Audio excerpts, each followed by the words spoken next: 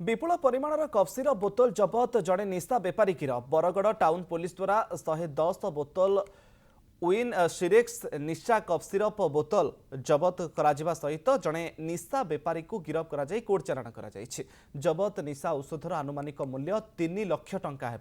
गिरफ अभियुक्त बरडोल गाँवर अजय नायक बोली पुलिस पक्षर सूचना दी जाएगी। सोमवार राति कौन सूत्रु खबर पाई पुलिस चढ़ाऊ कर कफ सिरप जबत करने सहित अजय को गिरफ करथिला। अन्य माने घटनास्थल खसीजार सक्षम होइछन्ति।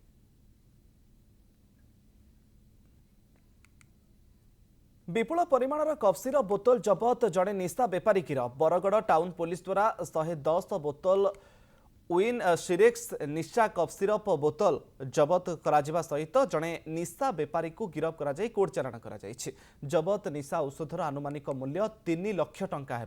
गिरफ अभियुक्त बरडोल गाँवर अजय नायक बोली पुलिस पक्षर सूचना दी जाएगी। सोमवार राति कौन सूत्रु खबर पाई पुलिस चढ़ाऊ कर कफ सिरप जबत करने सहित अजय को गिरफ करथिला। अन्य माने घटनास्थल खसीजार सक्षम होइछन्ति।